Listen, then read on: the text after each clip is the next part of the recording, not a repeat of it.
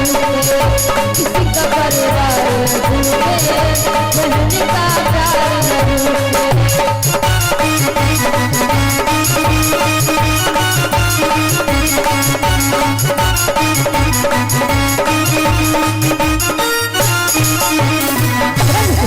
न भगवान की प्रेम सुनो सागर सरकार की जय हो।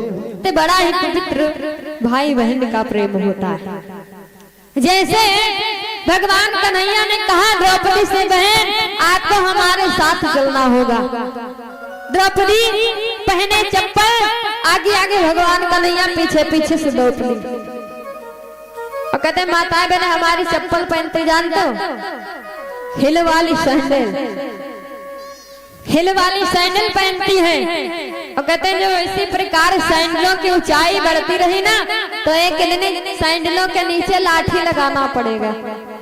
इतने ऊंचे ऊंचे चप्पल पहनते गिरे तो सारे दांत बाहर आ जाएंगे, लेकिन नहीं, ये फैशन है एक प्रकार का। तो द्रौपदी खड़ाऊ पहने हैं, आगे आगे भगवान कन्हैया जा रहे, पीछे पीछे द्रौपदी, और चप्पल की आवाज खटपट की आती है। जब खटपट की आवाज आती है तो भगवान कन्हैया पीछे मुड़ के देखा, अरे बहन ये आवाज कैसी आ रही? तो द्रौपदी कहती भैया ये आवाज हमारे चप्पल की है। भगवान कन्हैया कहते हैं दुष्ट, तेरे को मालूम नहीं है चारों तरफ दुश्मनों को डेरे लगे हैं, अगर कोई भी आवाज सुन जाएगा तो जान पड़ेगा, तो फौरन पता नहीं लगेगा कि किधर तू गई और किधर मैं। इसलिए चप्पल निकाल। भगवान कन्हैया ने चप्पल निकलवा लिए, द्रौपदी के पीताम्बर में लपेट करके अपने कांधे पे रख लिया, कंधों पे चप्पल लटका लिया, पीताम्बर से बांध करके। भगवान कन्हैया अपने भक्त के लिए क्या क्या नहीं करते। पहुंचे कहाँ? जहाँ पे पितामह भीष्म प्रतिज्ञा किए बैठे हैं कि कल को एक पांडव मारा जाएगा।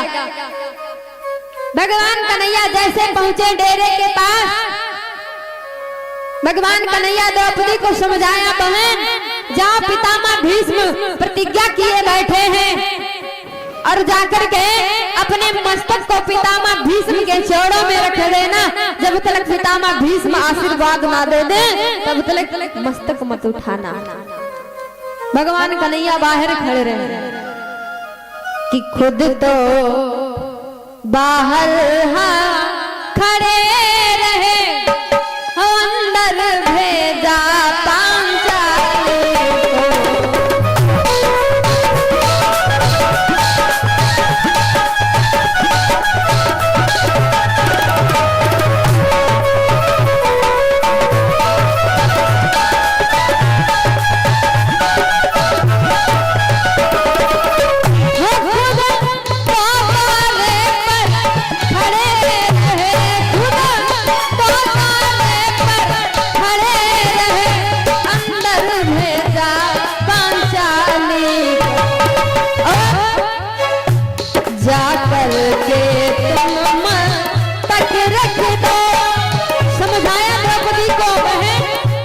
जाकर के तुम मस्तक रख दो भीष्म बाबा के चरणों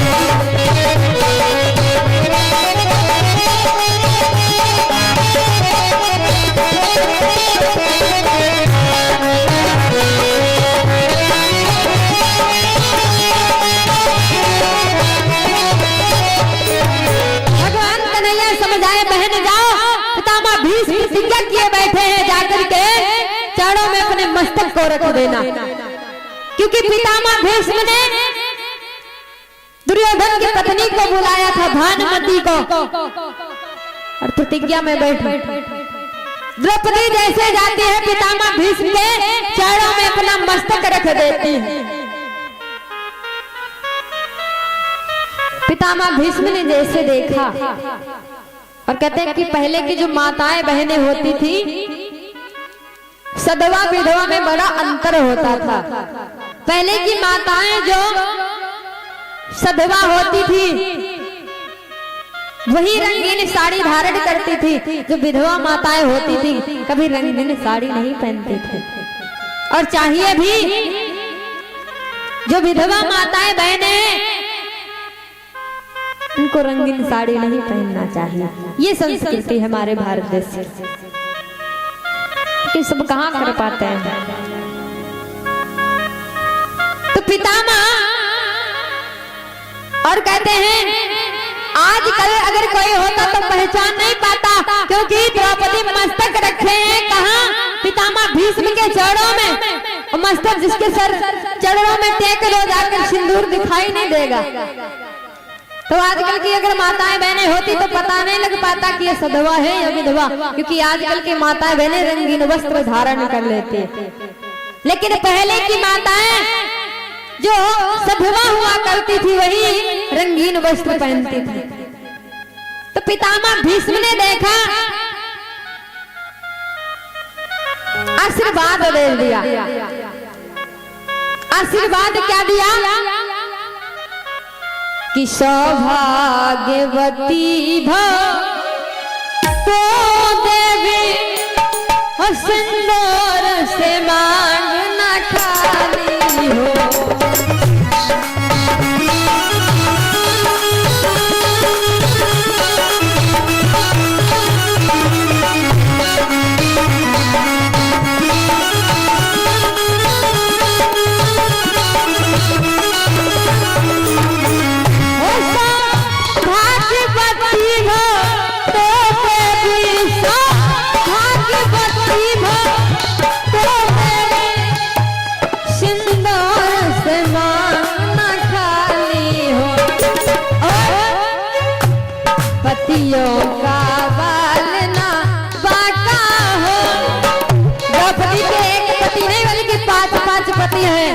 अगर एक पति होता तो पति का बाल ना बाका हो, लेकिन द्रौपदी के एक नहीं 5 पति है, इसलिए पतियों का बाल ना बाका हो तो वीर कुमारों वाली।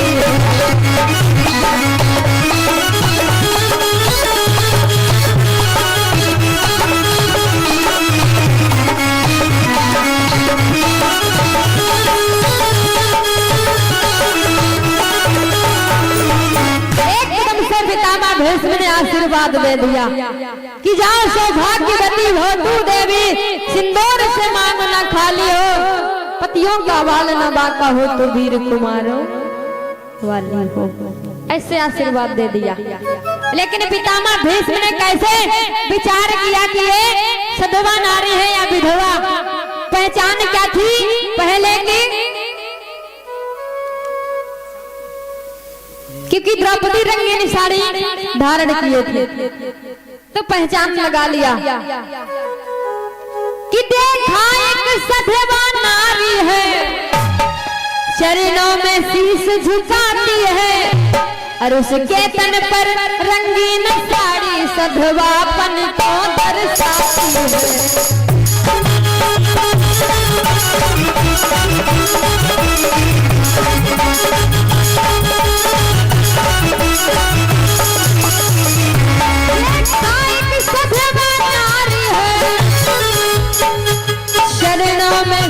झुकाती है और उसके तन पे रंगीन साड़ी सधवापन को दर्शाती है।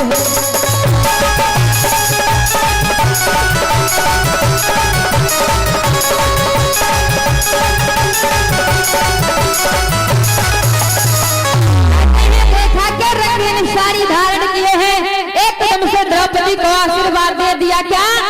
सौभाग्यवती हो तू देवी, सिंदूर से मांग न खाली हो, पतियों का बाल न बाका हो तो वीर कुमारों वाली हो। जैसे ऐसा आशीर्वाद दे दिया, एकदम से द्रौपदी खड़ी हो गई मस्तक उठा के।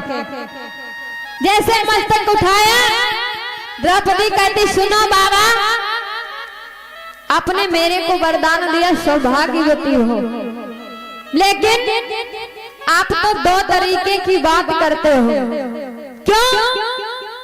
कि कल और कहा अब और कहा, सोचो फिर जरा विचार करो।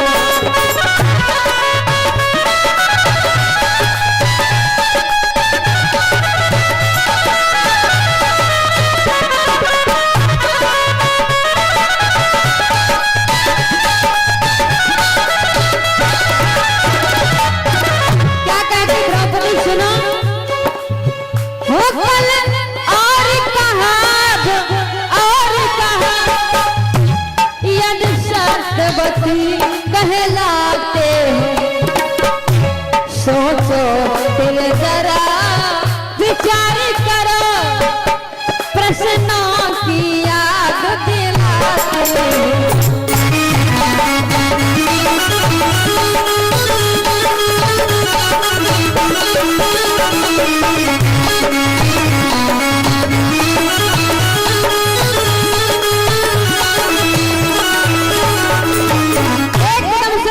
द्रौपदी मस्तक उठाया ना, एकदम से द्रौपदी कहते हैं बाबा आप तो दो तरीके की बात करते हो कि कल और कहा अब और। कल तो आपने कहा कि कल को एक पांडव मार दिया जाएगा और आज मुझे सौभाग्यवती भोग का आशीर्वाद दे रहे। दो तरीके की बात कर रहे हो कि दोनों बातों में बाबा तुम्हारी इन दो बातों में मैं कौन सी बात सच्ची मानूं?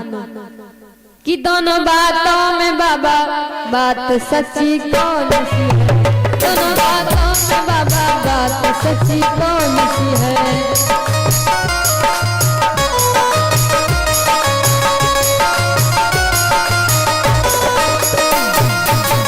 दोनों बातों में बाबा बात सच्ची कौन सी?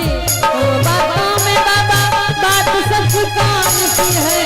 दोनों बातों में बाबा बात सच्ची कौन सी है?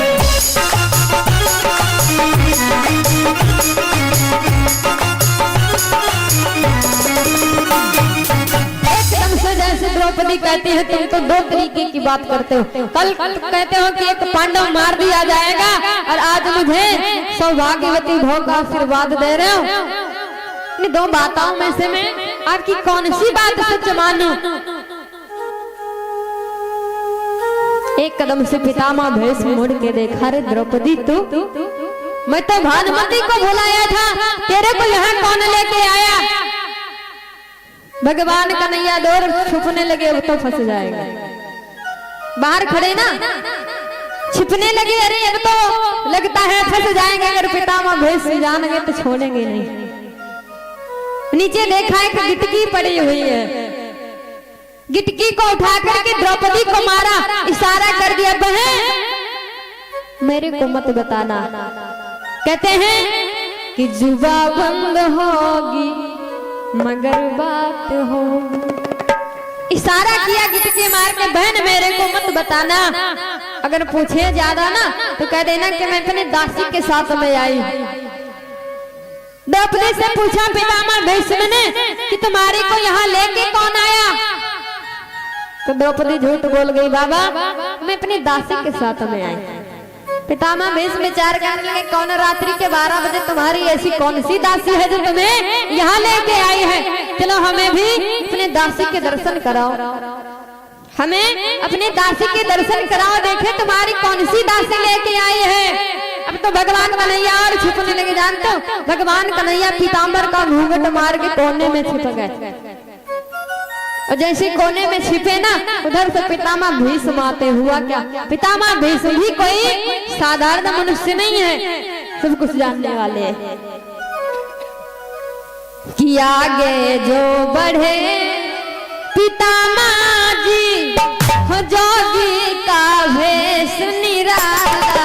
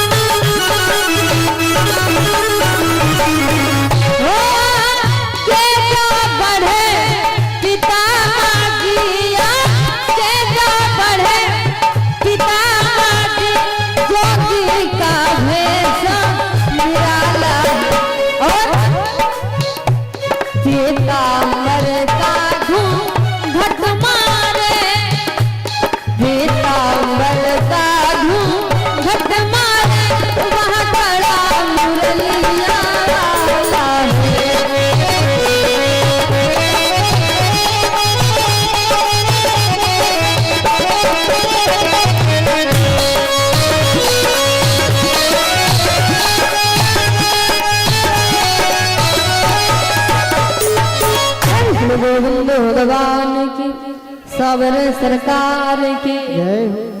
भगवान कन्हैया पीताम्बर का घूंघट मारे जैसे कोने में छिपे पितामह जी भीष्म ने देखा, रे कन्हैया तो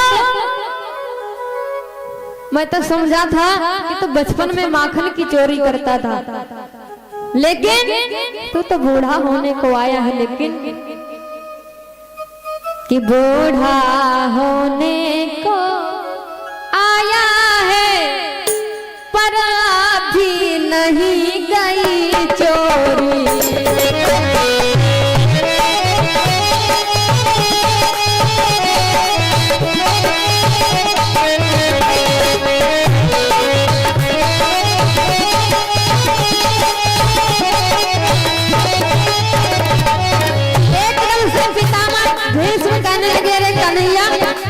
मैं तो सोचता था कि तू बचपन में माखन की चोरी करता था, लेकिन तू तो बूढ़ा होने को आया, लेकिन चोरी नहीं गई तुम्हारी।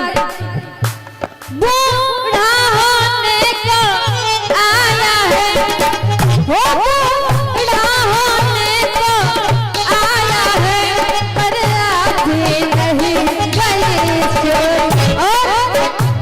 नूतन रीतियां नूतन रीतियां रचता है हमसे चोरी हमसे।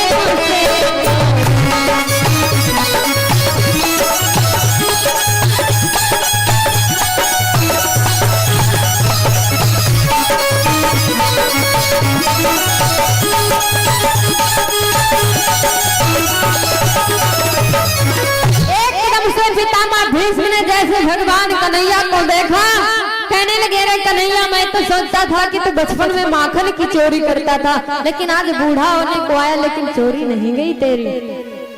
भगवान कन्हैया के जरा फिर से बोलो, क्या बोला? का कुछ नहीं कुछ नहीं। एकदम से द्रौपदी से पितामह भीष्म कहने लगे, बिटिया जिसकी रक्षा जिसका रखवाला स्वयं पार्वत परमात्मा ठाकुर हो, उसका भला कौन बाल वाका कर सकता है। तो इसलिए सुनो, मेरा आशीर्वाद और मेरी बात कौन सी सच है कि सौभाग्यवती भो तू देवी हो, सिंदूर से मांग न खाली हो।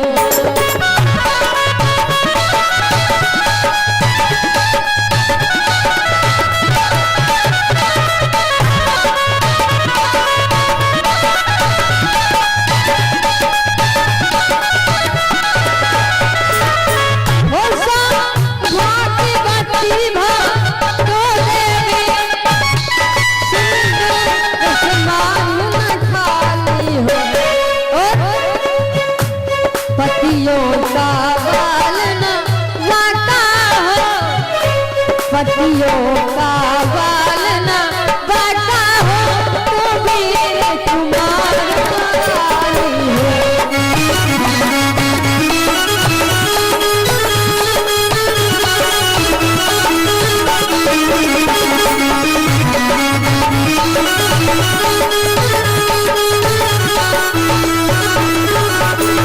एकदम से पितामह भीष्म कहने लगे, द्रौपदी जिसके साथ स्वयं पार्वत परमात्मा ठाकुर हो, उसका कौन बाल बाका कर सकता है।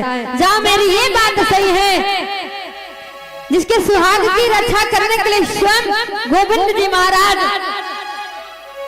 हम जैसों से चोरी करके आ जाएं, तो उसका कौन बाल बाका कर सकता है। तो आप लोग सुन क्या रहे थे कि पार्वत परमात्मा अपने भक्त की रक्षा कैसे करता है, कि करें सदा तिनकी रखवारी, जिम बालक राखे मातारी। इस प्रकार से भगवान कन्हैया ने द्रौपदी के सुहाग की रक्षा की है।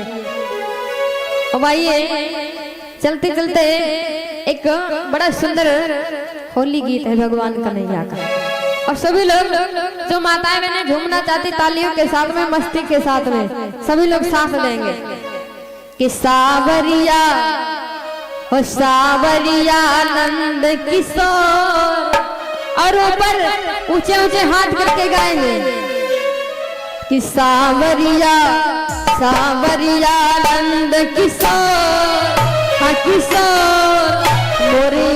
बाड़ू तेरे